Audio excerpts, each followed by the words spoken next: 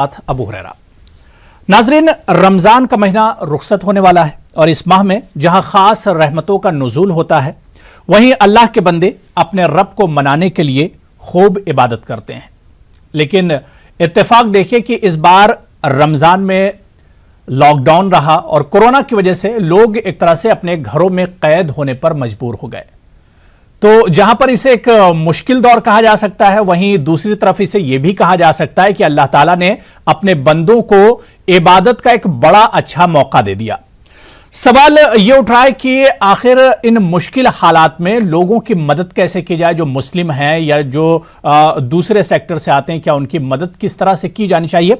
आज खास मुलाकात में मेरे साथ बहुत खास शख्सियत जनाब जफर महमूद साहब, जो कि चेयरमैन हैं ज़कात फाउंडेशन ऑफ इंडिया के, मेरे साथ जुड़े हुए हैं। आज ज़कात और माली मदद या इसी तरह से जुड़े हुए बहुत से इश्यूज हैं, इस पर हम बात करेंगे।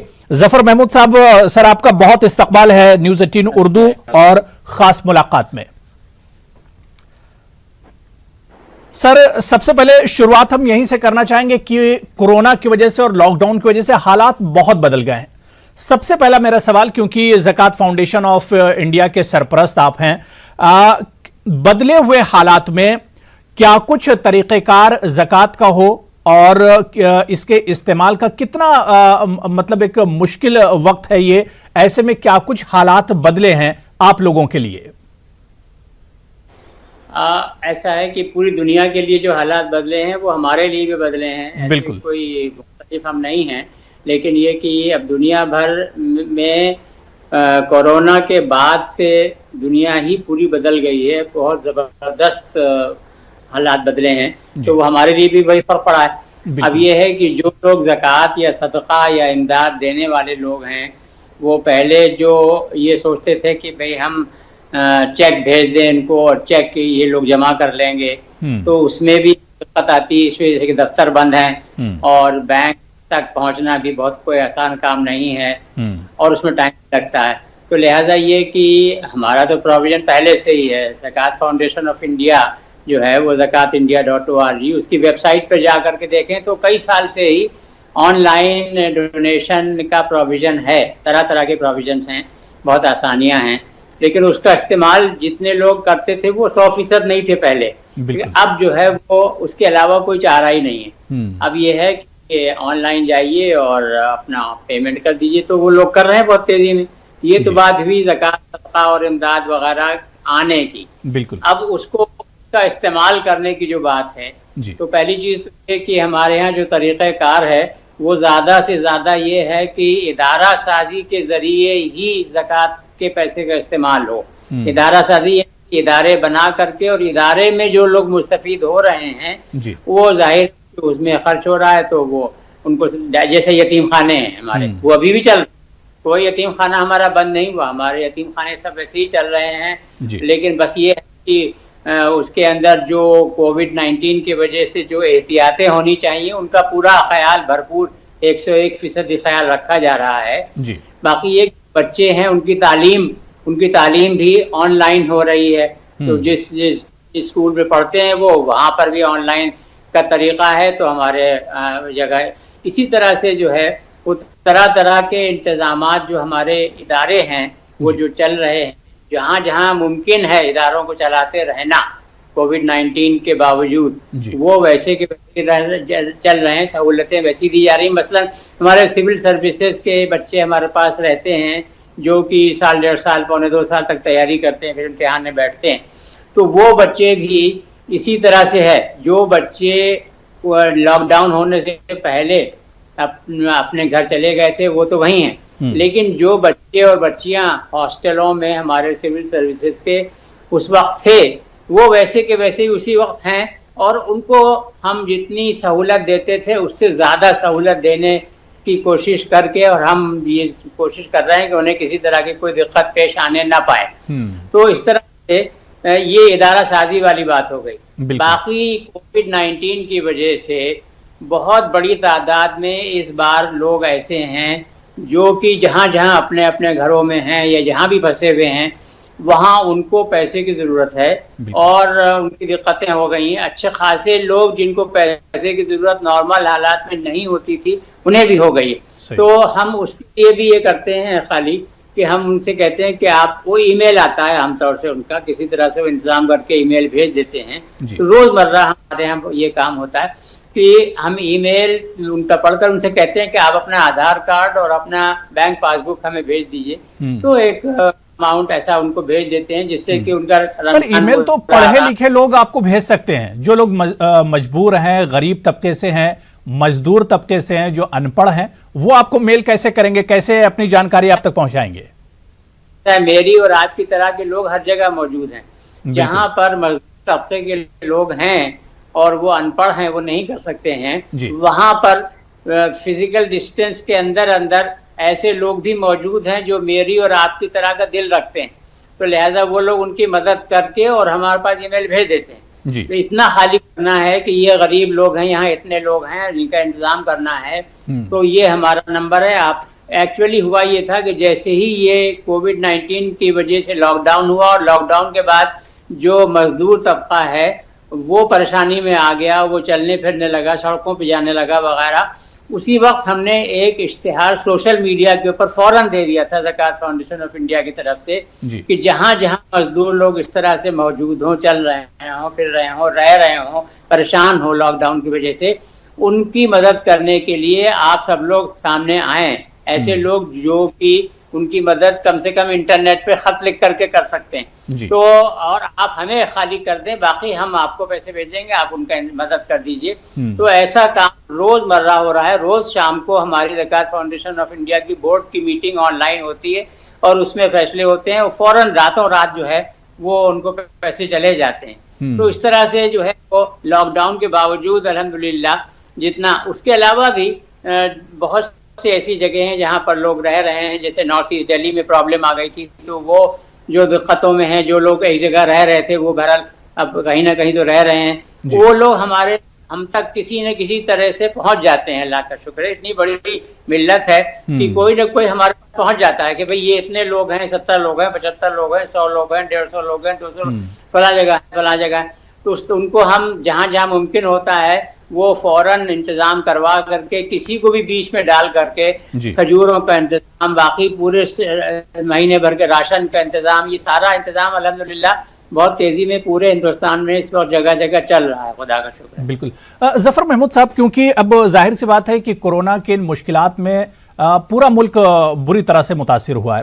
ابھی کچھ دنوں پہلے RSS نے ایک بیان دیا تھا اور اس نے یہ آواز اٹھائی تھی کہ زکوٰۃ کا جو پیسہ ہے رمضان میں وہ PM فنڈ یا CM فنڈ میں دیا جائے. حالانکہ ہم یہاں پر RSS کی بالکل بات نہیں کر رہے ہیں یا ان کی بات کی ہم تائید نہیں کر رہے ہیں. میرے صرف سمجھنے کا ایک مطلب یہ ہے، کہنے کا مطلب یہ ہے، کیا زکوٰۃ کے اس پیسے کو PM فنڈ یا CM فنڈ میں اس طرح سے دیا جا سکتا ہے، یا اس کے علاوہ بہت سے گرودوارا ہیں یا ہندو بھائی جو اس طرح سے کھانا کھلاتے ہیں اور لنگر چلاتے ہیں، کیا اس طرح کے اداروں میں بھی یہ زکوٰۃ کے پیسے کا استعمال کیا جا سکتا ہے؟ دیکھیے، ایسا میں آپ کو عرض کروں گا، آپ نے بڑا اچھا سوال پوچھا ہے. آپ کو مبارک ہو، اللہ خوش رہے، خوش رکھے. تو یہ ہے کہ زکوٰۃ کا جو نظام تو بہت نہ کے برابر ہے ہندوستان میں.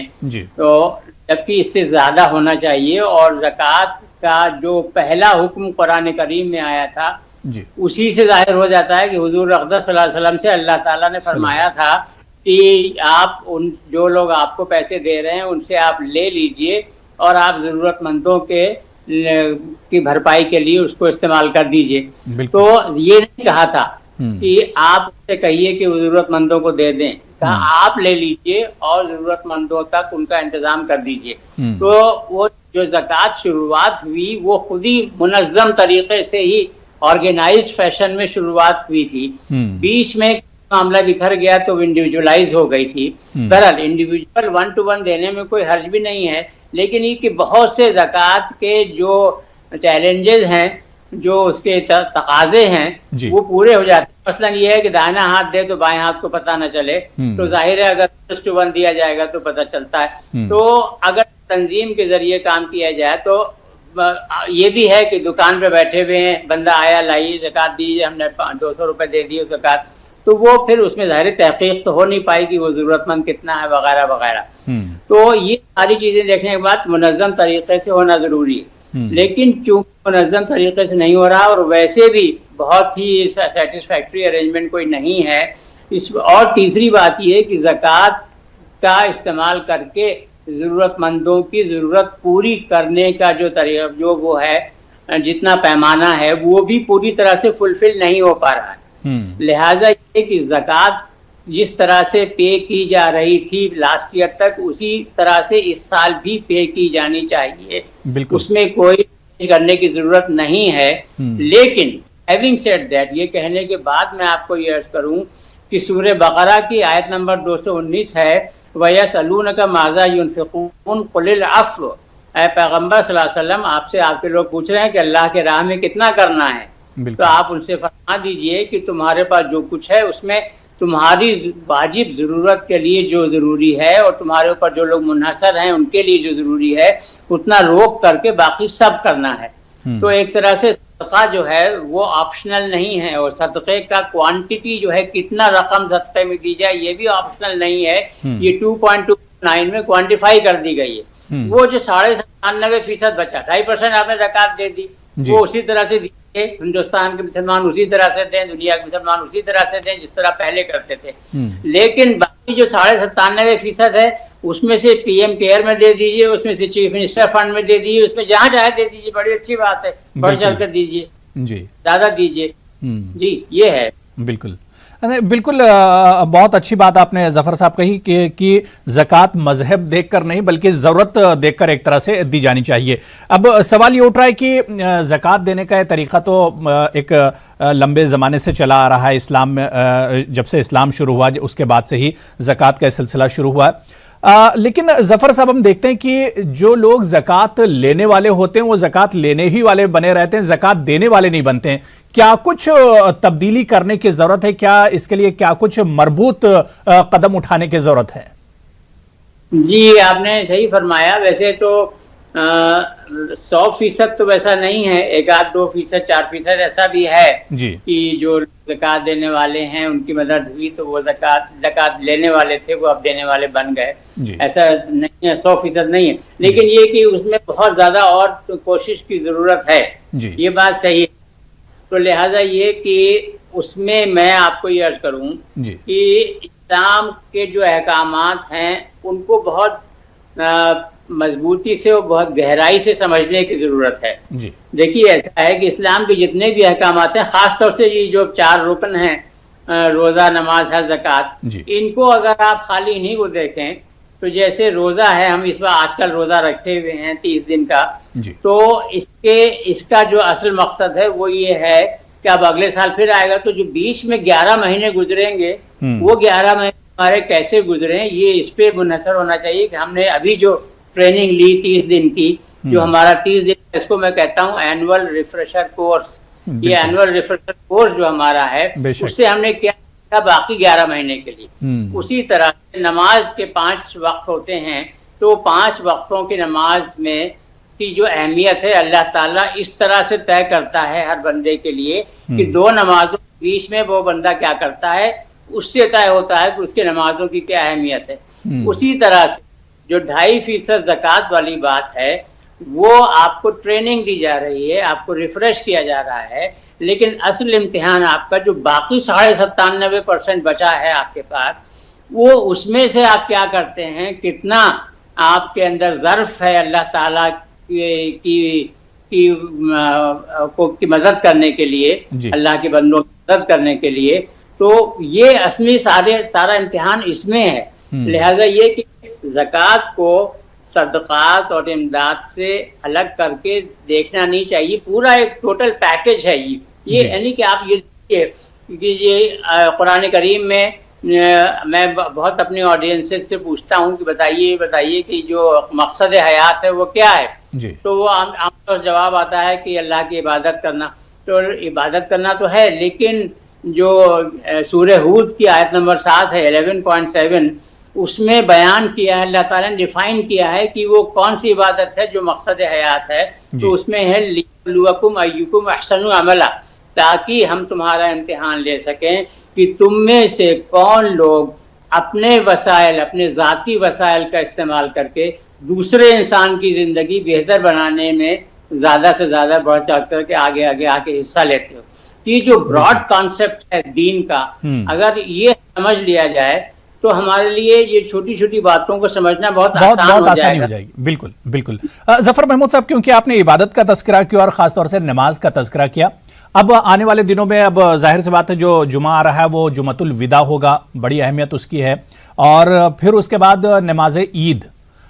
تو ایسے میں اگر انتظامیہ کی طرف سے اس مشکل دور میں، اس وبا کے دور میں اگر انتظامیہ کی طرف سے آپ مان لیجئے کہ اگر اجازت مل جاتی ہے، کیا مسلمانوں کو اجتماعی طور پر جمعۃ الوداع اور اسی طرح سے عید الفطر کی نماز ادا کرنی چاہیے؟ کیا خیال ہے آپ کا؟ صاحب بالکل نہیں کرنی چاہیے. اس میں بھی جو انسانیت کا اللہ تعالیٰ نے دیکھی انسان کو بنایا.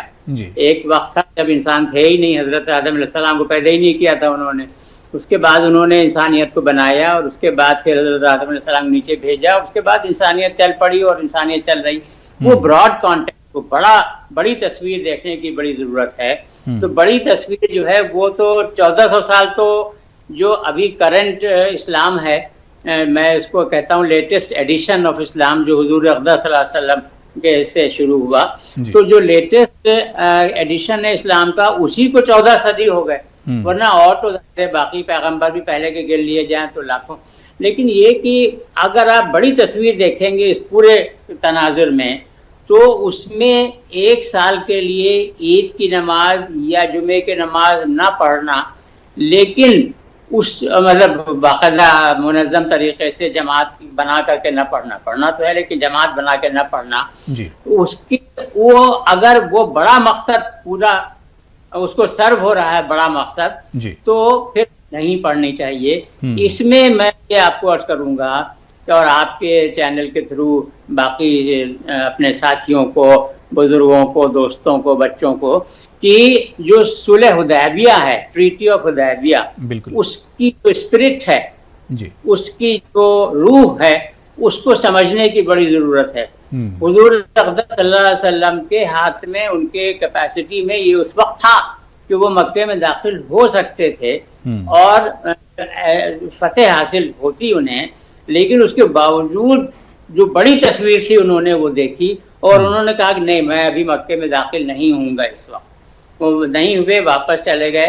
تو لوگوں کی اس وقت سمجھ میں، باقی لوگوں کی نہیں آیا.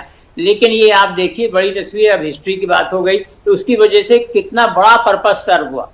تو اسی روحانی پیغام کے اوپر صلح حدیبیہ کا روحانی پیغام ہے، اس کو اپریشیٹ کر کے اس بار بھی ہم مسلمانوں کو پوری دنیا میں عید اور جمعے کی نماز اپنے گھروں پر پڑھنی چاہیے. نہیں، بالکل ظاہر سی بات ہے کہ احتیاط بہت ضروری ہے اور جہاں تک ہو وہاں تک احتیاط کرنی چاہیے.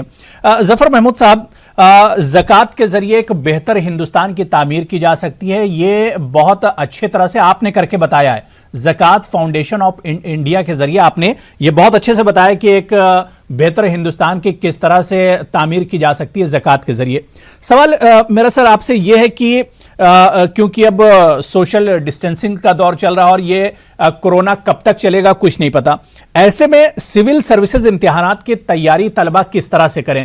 کیونکہ اب طلبہ کا شیڈول بھی چینج ہوا ہے اور حالات بہت مختلف ہو گئے ہیں. سر ایسا ہے کہ سول سروس کی تیاری جو ہے، ایک طرح سے میں یہ کہوں گا کہ جو ابھی کورونا وائرس کی وجہ سے جو ایک ماحول بنا ہوا ہے، یہ ماحول جو ہے وہ بڑا مددگار ہے سول سروس کی تیاری کے لیے. بالکل، اس لیے کہ سول سروس کی تیاری جو ہے میں نے جس طرح سے کی تھی وہ میں آپ کو عرض کروں، ایسا لگ رہا تھا جیسے خدا نخواستہ اس وقت کورونا وائرس لگا ہوا تھا. کیونکہ کمرہ اندر سے بند کر کے 24 گھنٹے علی گڑھ مسلم یونیورسٹی میں میکڈونلڈ ہاسٹل میں 35 نمبر کمرہ تھا میرا، سنگل سیٹڈ، چونکہ میں بہت سینئر تھا.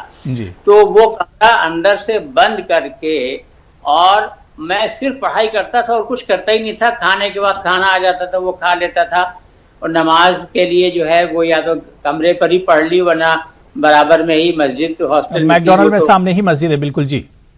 لیکن یہ کہ اس کے علاوہ کچھ نہیں کرتا تھا. بیچ میں یہ تھا، میں نے خود ہی طے کیا تھا کہ جب پڑھتے پڑھتے میں تھک جاتا تھا تو میں کچھ تھوڑی ایکسرسائز، تھوڑی ورزش کمرے میں ہی کر لیتا تھا.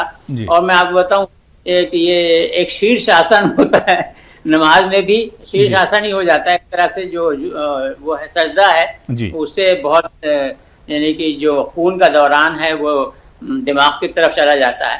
لیکن شیرش آسن آدمی سر کے بل کھڑا ہوتا ہے، ایسے ہر ایک کو کرنا نہیں چاہیے جب تک ٹریننگ کوچنگ نہ ہو. لیکن مجھے سمہاؤ اس کا تھا تو میں وہ کر لیا کرتا تھا. بہرحال بیچ میں اتنا خالی کر کے باقی علاوہ پڑھنے کے اور کچھ نہیں کرتا تھا. تو اب آپ سوچئے کہ جو لوگ کورونا لاک ڈاؤن کی وجہ سے اندر کمرے میں بند ہیں، اگر انہیں یہ کہا جائے کہ آپ کو مقابلے کے امتحان کی تیاری کرنی ہے اور آپ کو اس کے علاوہ کچھ نہیں کرنا ہے، تو یہ بہت خوش آئند بات ہے. اللہ جو ہے مجھے معاف کرے. لیکن یہ کہ کورونا کی وجہ سے لاک ڈاؤن جو ہے اپنے کمرے میں گھر میں رہ کے بیٹھ کے پڑھو. میں آپ کو عرض کر رہا ہوں جو زکات فاؤنڈیشن کے تحت کوچنگ کر رہے ہیں وہ سب لوگ جو جہاں جہاں ہے، اگر گھر میں پھنس گیا تو گھر میں ہے، ورنہ ہاسٹل میں ہے تو ہاسٹل میں ہے، اور خوب اچھی امتحان کی تیاری ہو رہی ہے ان کی، تو اس میں کوئی دقت ہے نہیں. باقی یہ میں آپ کو عرض کر دوں، بڑی تصویر پھر دیکھنی ہے ہمیں کہ غالباً کورونا کے بعد پوری دنیا بدل جانی ہے، پوری دنیا کا نظام بدل جانا ہے. تو یو پی ایس سی کا امتحان کا طریقہ بھی آئی ایم شیور کہ بدلے گا. تو اس کے اگر آن لائن امتحان ہوتا ہے تو آن لائن امتحان تو سر کیونکہ آپ لوگ ایک بڑے پیمانے پر یہ فاؤنڈیشن چلا رہے ہیں اور اس کے تحت تعلیم، اسکل ڈیولپمنٹ، روزگار، اس طرح کے مواقع بھی آپ لوگ دیتے ہیں. آپ لوگوں کے لیے کس طرح کے چیلنجز ہیں اگر اسی طرح کا ماحول آگے رہا؟ ہم دیکھیے ایسا ہے کہ ہر زمانے کے تمام چیلنجز کو ساتھ میں لے کر کے چلنا، اس کے باوجود دین کی روح کو قائم رکھنا، یہی سب سے بڑا چیلنج ہے. اور اس کے لیے میں آپ کو یہ عرض کروں کہ مجھے موقع ملا ہے کوئی 20 دفعہ قرآن کریم کو تفسیروں کی مدد سے پڑھنے کی، سمجھنے کی کوشش کرنے کی، جو کبھی کوئی سمجھ ہی نہیں سکتا. لیکن یہ کہ جو اسلام جو ہے، ہمارا دین جو ہے، وہ بڑا ڈائنامک ریلیجن ہے، بہت ڈائنامک. بس تو اس ڈائنامکس کو مینٹین رکھنا ہمارا فریضہ ہے. تو نئے چیلنجز دنیا میں، جیسے فرض کیجئے کہ آج سے 30-40 سال پہلے تک انٹرنیٹ تھا ہی نہیں، ہے نا، وہ کوئی سائبر ورلڈ تھی ہی نہیں. تو لہٰذا اس کے متعلق شریعت کیا کہتی ہے، کیا نہیں کہتی، اس کے کیا احکامات ہونے چاہیے، اس کی کوئی ضرورت ہی نہیں تھی، کوئی کانسیپٹ، کوئی تصور ہی نہیں تھا. لیکن اب یہ آ گئی، اس کی وجہ سے بہت سے نئے مسائل بڑے پیدا ہوتے رہتے ہیں اور ہوتے رہیں گے. دس از دا ڈائنامزم آف اسلام. یہ اسلام کا جو ڈائنامزم ہے وہ یہ ہے. تو لہٰذا یہ کہ ہماری اور تمام جو لوگ دین سے محبت رکھتے ہیں ان سب کی یہ ذمہ داری ہے کہ اسلام ظاہر قرآن و حدیث وہ تو نہیں بدل سکتا، وہ تو ویسے ہی رہے گا. لیکن قرآن کی روشنی میں جو اجماع ہے، یعنی کہ جو سمجھدار پڑھے لکھے لوگ ہیں، اور میں کہوں گا پوری دنیا کے لوگ بیٹھ کر کے اور وہ یہ کام کریں کہ جو نئے مسائل پیدا ہوتے رہیں ان کے نئے جوابات لے کر کے اس کو شریعت بالکل اس پر اور مزید غور و فکر کیا جانا چاہیے، کیونکہ ضرورت جو ہے وہ ایجاد کی ماں ہوتی ہے. بہت بہت شکریہ ظفر محمود صاحب ہمارے ساتھ جڑنے کے لیے، اپنا قیمتی وقت دینے کے لیے اور ہمارے ناظرین کے ساتھ قیمتی باتیں شیئر کرنے کے لیے. بہت بہت شکریہ ظفر محمود صاحب. تو ناظرین، خاص ملاقات میں آج فی الحال اتنا ہی. مجھے اور پوری ٹیم کو اجازت دیجیے. اگلے ہفتے پھر کسی نئی شخصیت کے ساتھ آپ سے ملاقات ہوگی. آداب.